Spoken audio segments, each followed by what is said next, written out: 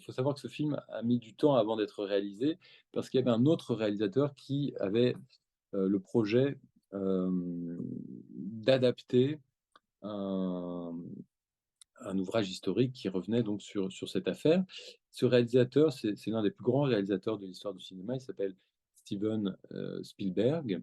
Certains d'entre vous ont peut-être déjà vu, quelques-uns de ses films. Il y a E.T. notamment, Indiana Jones, enfin voilà, c'est un réalisateur, Les Dents de la Mer, qui a inventé presque le genre du blockbuster, mais avec une touche d'auteur. Et donc Spielberg, il avait acheté les droits, de cet ouvrage historique d'un historien américain, un juif américain, et il envisageait de l'adapter. Il a fait faire des essais à un certain nombre d'acteurs italiens. Et donc Bellocchio, qui lui aussi était intéressé par ce film, s'était mis en retrait. Il attendait de voir si Spielberg le réalisait ou pas. Euh, et au bout d'un moment, il a compris que Spielberg avait renoncé à l'adapter. Pourquoi? Eh bien, tout simplement parce qu'il n'avait pas trouvé l'acteur adéquat pour interpréter l'enfant. Parce que Spielberg, il avait le projet certes, de tourner le film probablement en Italie, probablement à Bologne et à Rome, mais avec des acteurs qui devaient parler anglais.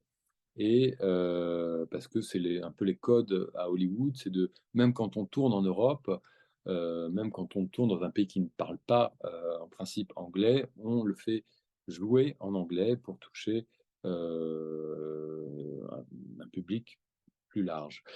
Et donc Spielberg renonce, et à ce moment-là, Bellocchio se remet en mouvement et va très vite. C'est quelqu'un qui a donc, je vous le disais, 83 ans aujourd'hui, et qui a une frénésie vraiment de tournage. Là, il va retourner une série à Naples l'année prochaine. Euh, et pour lui, voilà, il est un peu impatient. Et donc, dès qu'il comprend que Spielberg ne tourne pas, il met le grappin, si je puis dire, euh, sur ce projet. Et il démarre le tournage illico presto, avec une grande différence par rapport à Spielberg.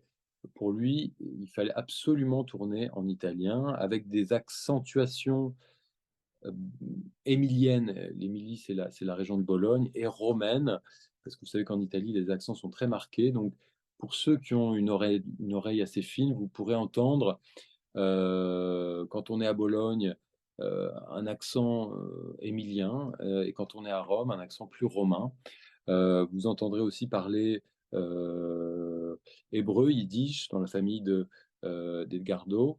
Et ça, c'était des conditions euh, non négociables pour Bellocchio. Lui dit que c'est un film avant tout italien, très ancré à Bologne, très ancré à Rome, deux villes euh, très intéressantes à ce moment-là de l'histoire italienne,